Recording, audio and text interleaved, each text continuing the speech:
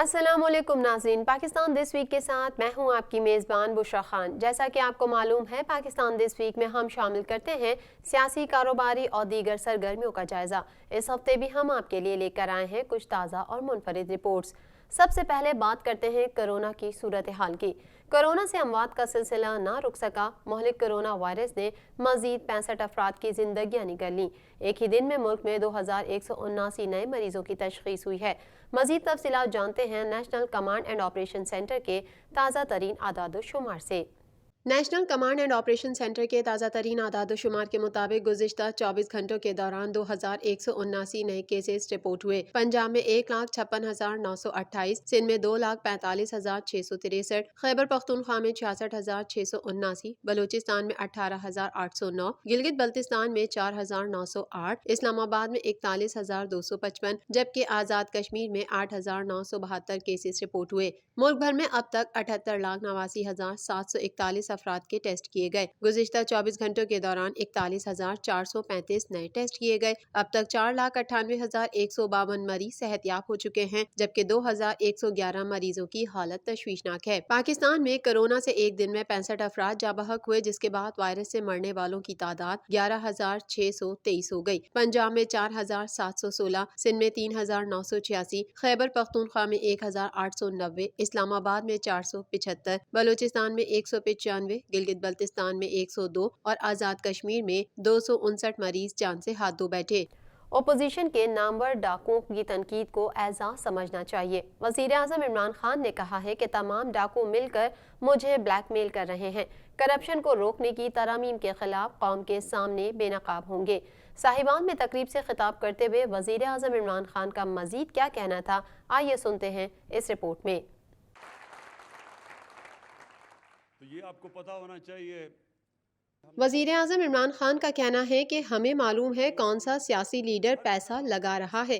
یہ کیسے ممکن ہے کہ پیسہ لگا کر سینیٹر بننے والا پیسہ نہیں بنائے گا؟ سینٹ انتخابات میں اوپن بیلٹنگ کے لیے آئینی ترمیم لا رہے ہیں۔ کرپشن کو روکنے کی ترامیم کے خلاف قوم کے سامنے بے نقاب ہوں گے۔ ساہیوال میں تقریب سے خطاب کرتے ہوئے وزیر اعظم عمران خان کا کہنا تھا کہ اپوزیشن اور حکومت مل کر پارلیمنٹ چلاتے ہیں۔ انہوں نے پہلے دن سے پارلیمنٹ کو NRO مانگنے کے لیے استعمال کیا۔ پارلیمنٹ کے اندر عوامی مفاد کی جو بحث ہونا چاہیے تھی وہ نہیں ہو سکی۔ وزیر اعظم نے کہا کہ PDM نے فیل ہی ہونا تھا۔ ایک بھگوڑا لیڈر لندن میں بیٹھ کر انقلاب لانا چاہتا ہے۔ یہ سب پارٹی کو اکٹھا رکھنے کے لیے حکومت جانے کی تاریخیں دیتے ہیں۔ مولانا فضل الرحمان کرپٹ آدمی ہیں اور ان کو مولانا کہنا علماء کی توہین ہے۔ فضل الرحمان مدارس کے بچوں کو استعمال کر کے ارب پتی بنے۔ وہ خود کو قانون سے بالاتر سمجھتے ہیں۔ وزیر اعظم نے کہا کہ سب کو پتا ہے کہ اسامہ بن لادن نے کس کو پیسے دیے تھے۔ اکاؤنٹس کی اسکروٹنی ہوئی تو تحریک انصاف کے اکاؤنٹس شفاف نکلیں گے۔ ہم نے الیکشن کمیشن میں 40,000 اکاؤنٹس کا ڈیٹا دیا ہے۔ چیلنج کرتا ہوں یہ جماعتیں 1,000 اکاؤنٹس کی تفصیلات بھی نہیں دے سکتی۔ وزیر اعظم نے کہا کہ جس فورم پر اپوزیشن کے خلاف فیصلہ آئے وہ اس کو نہیں مانتے۔ نیب ان کی کرپشن پکڑ رہی ہے، یہ نیب کو بھی نہیں مانتے۔ ماضی میں یہ ججز سے اپنی مرضی کے فیصلے کرواتے رہے۔ نون لیگ نے مرضی کا فیصلہ نہ آنے پر سپریم کورٹ پر حملہ کیا۔ سب سے امپورٹنٹ چیز ہے براڈ شیٹ کیس کی تحقیقات کے لیے وفاقی کابینہ نے تحقیقاتی کمیشن کی منظوری دے دی۔ وزیر اعظم عمران خان کی زیر صدارت وفاقی کابینہ کے اجلاس میں 17 نکاتی ایجنڈے سمیت ملک کی سیاسی، معاشی اور اقتصادی صورتحال سمیت براڈ شیٹ کیس میں پیش رفت کا جائزہ لیا گیا۔ وزیر اعظم عمران خان کی زیر صدارت ہونے والے وفاقی کابینہ کے اجلاس نے براڈ شیٹ تحقیقات کے لیے تحقیقاتی کمیشن کی منظوری دے دی ہے۔ انکوائری کمیشن کی سربراہی جسٹس عظمت سعید شیخ ہی کریں گے۔ انکوائری کمیشن براڈ شیٹ کے معاملے کی جامع تحقیقات کرے گا۔ کمیشن اہم لوگوں کے وہ کیس بھی کھولے گا جنہیں مصلحتاً بند کر دیے گئے تھے۔ راؤ سکندر اقبال، آفتاب احمد شیرپاؤ جیسے بڑے ناموں کے کیس پھر کھولے جائیں گے۔ اجلاس میں کرونا ویکسین کی قیمت مقرر کرنے اور کنٹونمنٹ بورڈ کے بلدیاتی انتخابات کی تاریخ شیڈول منظوری بھی دی گئی۔ کابینہ اجلاس میں اسلام آباد ہائی کورٹ احکامات کے تحت کابینہ کمیٹیوں کی تشکیل کا معاملہ رکھا گیا، جبکہ F9 پارک کی خالی زمین کے عوض مقامی اور عالمی سطح پر سکوک بانڈز کے اجرا اور کنفٹ میں لازمی سروسز ایکٹ کے نفاذ کی توسیع کی منظوری بھی ایجنڈے میں شامل رہا۔ وفاقی کابینہ کو ماحولیاتی آلودگی انٹرنیشنل نیٹ ورک میں شمولیت پر بریفنگ دی گئی، جبکہ سیکیورٹی پرنٹنگ کارپوریشن لازمی سروس ایکٹ کی توسیع، نادرا کے مالی سال 2020 کے مالیاتی اکاؤنٹس آڈٹ اور نیا پاکستان ہاؤسنگ اتھارٹی میں الاٹمنٹ پالیسی کے MOU کی منظوری بھی دی جائے گی۔ گورننس، الیکشن اور عدلیہ اصلاحات انتہائی اہم ہیں۔ فواد چودھری کہتے ہیں اپوزیشن کو سیاسی نابالغوں نے یرغمال بنا لیا ہے۔ غیر سنجیدہ سیاسی قیادت ملک کے مستقبل کے لیے خطرہ ہے۔ مزید تفصیلات جانیں گے اس رپورٹ میں۔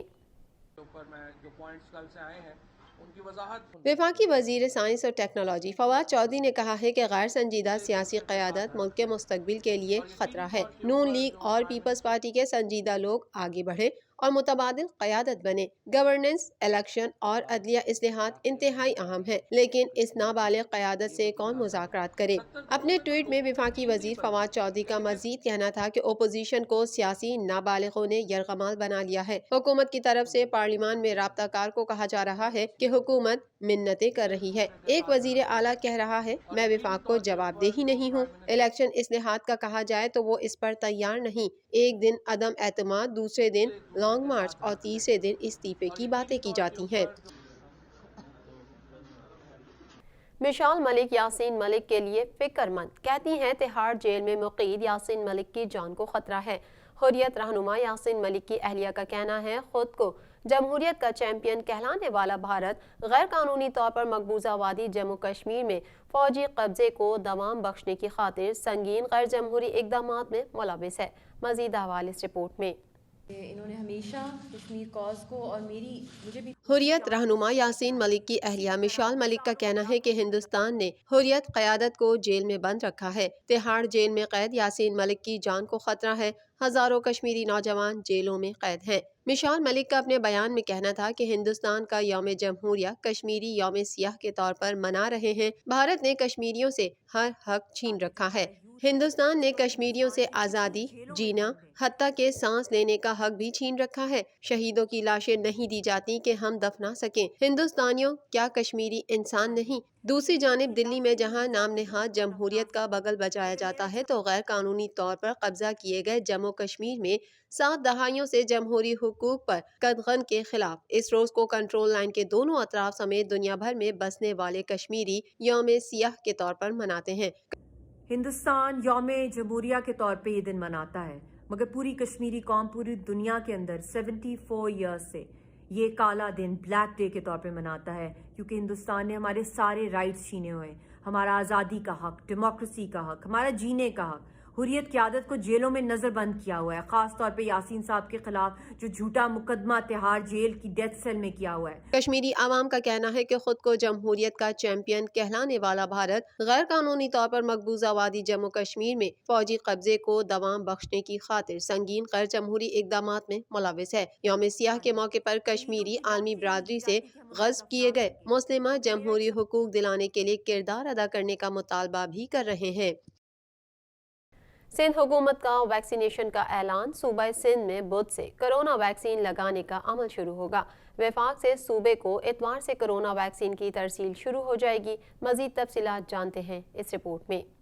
سندھ کی صوبائی حکومت کی جانب سے بدھ سے صوبے بھر میں کرونا ویکسینیشن کا اعلان کر دیا گیا ہے۔ پہلے مرحلے میں صوبے کے 10 اضلاع میں فرنٹ لائن ہیلتھ ورکرز کو ویکسین لگائی جائیں گی۔ اس حوالے سے وزیر اطلاع سندھ سید ناصر حسین شاہ نے پارلیمانی سیکریٹری برائے صحت رکن سندھ اسمبلی قاسم سراج سومرو کے ہمراہ سندھ اسمبلی کمیٹی روم میں ہنگامی پریس کانفرنس سے خطاب کرتے ہوئے کہا کہ حکومت پاکستان کو چین سے ملنے والی سائنو فارم ویکسین کی 5 لاکھ ڈوز میں سے سندھ حکومت کو 82,359 ڈوزز ملیں گی۔ تاہم محکمہ صحت سندھ نے اپنے وسائل سے کرونا ویکسین کی خریداری کے لیے 1.5 ارب روپے مختص کیے ہیں، جبکہ وزیر اعلیٰ سندھ نے علیحدہ سے معقول فنڈز مختص کیے ہیں تاکہ صوبائی حکومت خود بھی ویکسین کی خریداری کر سکے۔ ناصر حسین شاہ کا مزید کہنا تھا کہ صوبائی حکومت کو ویکسین کی خریداری کے لیے وفاقی حکومت کی اجازت درکار ہے۔ وزیر اعلیٰ سندھ مراد علی شاہ نے اجازت کے لیے وفاقی حکومت کو خط لکھ دیا ہے، لیکن اس کا جواب ابھی تک نہیں آیا۔ قاسم سراج سومرو کا کہنا تھا کہ پہلے مرحلے میں ہم front line health care workers کو ٹارگٹ کر رہے ہیں۔ پالیسی کے مطابق جن علاقوں میں زیادہ کرونا کے کیس केसेस मुस्बत हैं, उनको तरजीह दी जा रही है। कराची में 22% तनासुब रहा है और इसके बाद हैदराबाद है जहां 26% तनासुब गया है। इसके बाद